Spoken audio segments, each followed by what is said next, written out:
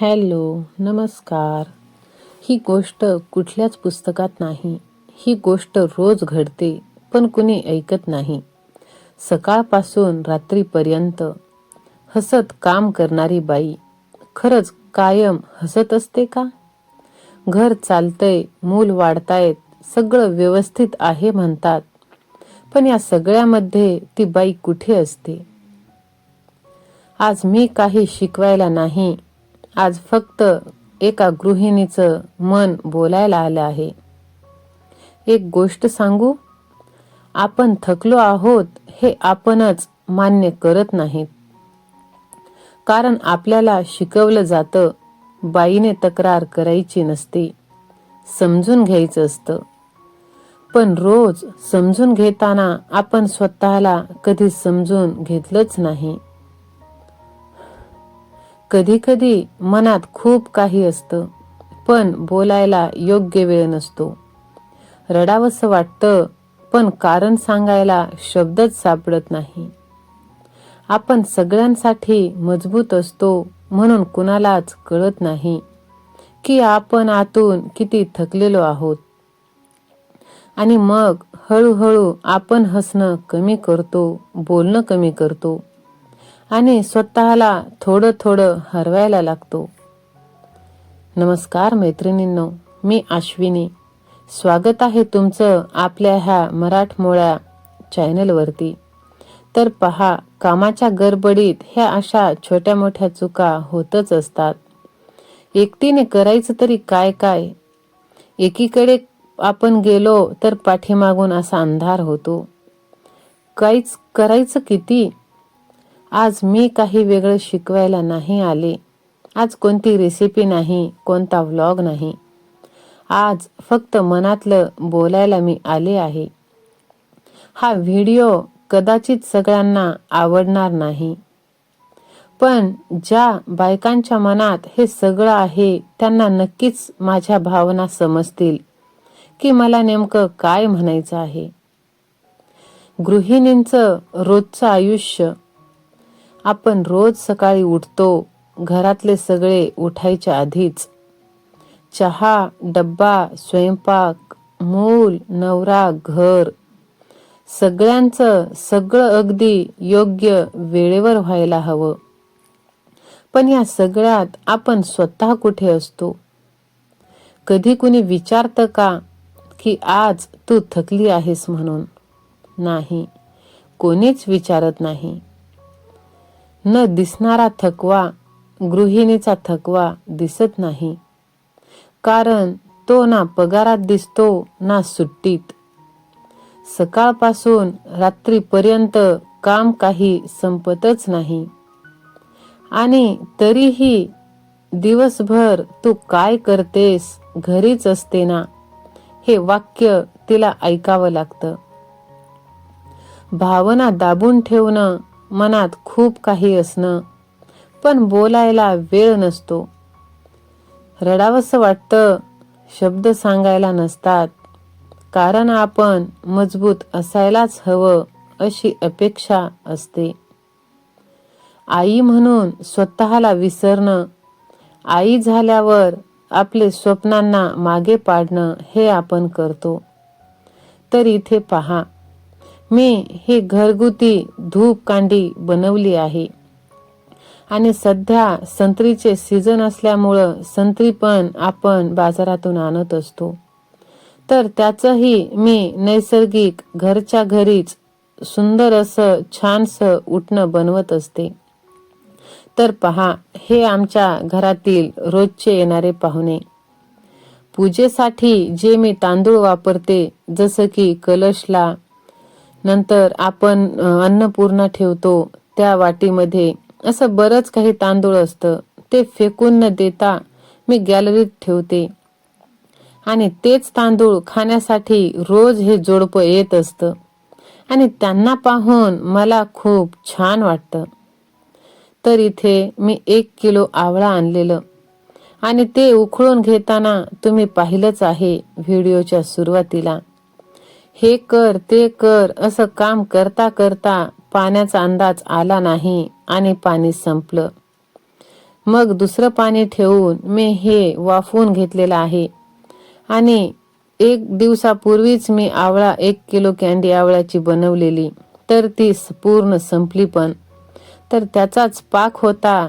त्या पाकामध्ये मी हे आवळे उकडलेले टाकून घेतले. मग नंतर सगळं आटोपून झाल्याच्या नंतर जेवण केलं आणि जेवण झालं नंतर ओढणीला पिको करून घेतलेली, जेणे की मी दिवाळीला घेऊन आलेले. आणि ही साडी सुद्धा मोठ्या बहिणीने मला दिलेली. तर पहा किती सुंदर असा ब्लाउज पीस आहे. फॉल आणून प्रेस करून ठेवलेला किती दिवस झाले, पण कामाच्या गडबडीत काही त्याला फॉल लावणं झालंच नाही. मग चला म्हटलं आज वेळ आहे तर फॉल लावून घेऊया. तर इथे यशची लुडबुड पहा.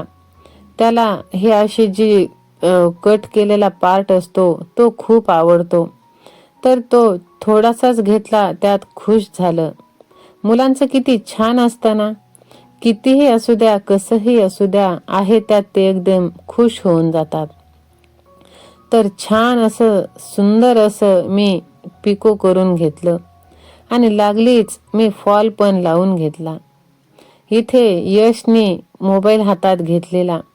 तर पहा किती त्याला हे दाखवू ते दाखवू असं झालेलं. मैत्रिणींनो, सगळ्यांचं सगळं करता करता आपले स्वप्न हे मागे पडतात आणि जबाबदाऱ्या पुढे येतात. कधी कधी आपण सगळ्यांचं सगळं करताना स्वतःला कधी विसरतो हे समजतच नाही.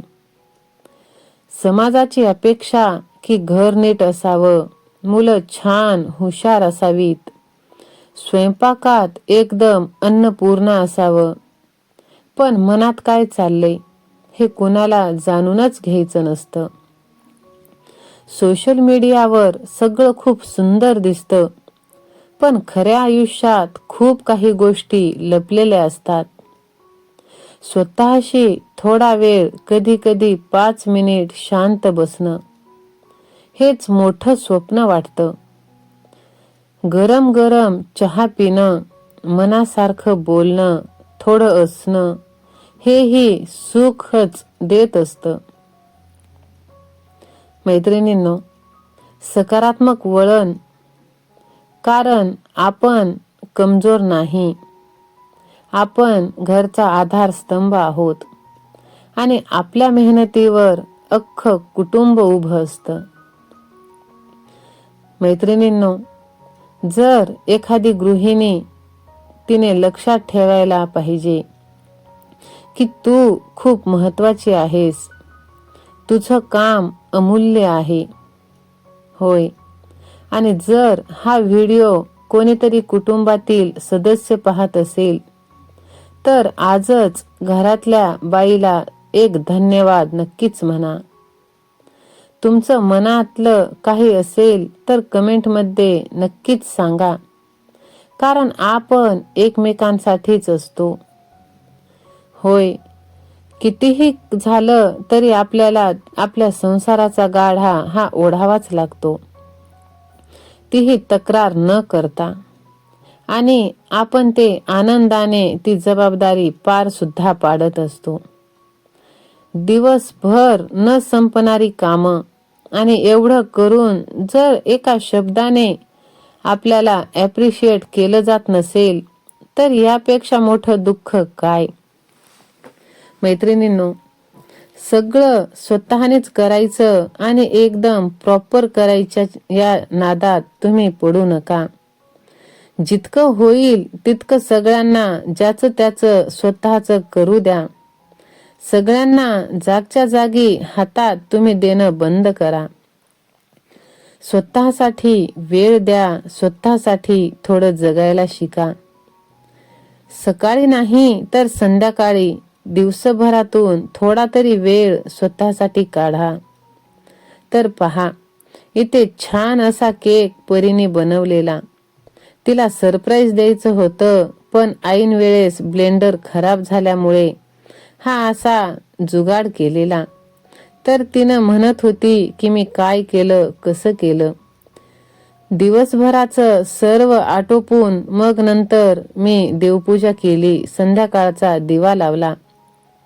तर पहा, ही धूपकांडी मी घरच्या घरीच बनवली आहे, निर्माल्यापासून. तोही व्हिडिओ मी डिस्क्रिप्शन बॉक्समध्ये देईल, पाहिला नसेल तर नक्की पहा. आणि मैत्रिणींनो, पहा, आजचा माझा हा संदेश तुम्हाला जर का थोडासा जरी आवडला असेल तर लाईक करून चॅनलला सबस्क्राईब करायला विसरू नका. आणि आपल्या मरमर करणाऱ्या मैत्रिणीला नक्कीच शेअर करा. आणि मी पण तुमची एक मैत्रीण आहे, मला सपोर्ट करायला विसरू नका. मैत्रिणींनो, पहा, असंच ह्या धूपकांडीसारखं आपलं आयुष्य असतं. सर्वांना सुगंध देत देत आपण मात्र स्वतःला विसरतो. भेटूया नंतर, तोपर्यंत काळजी घ्या. बाय.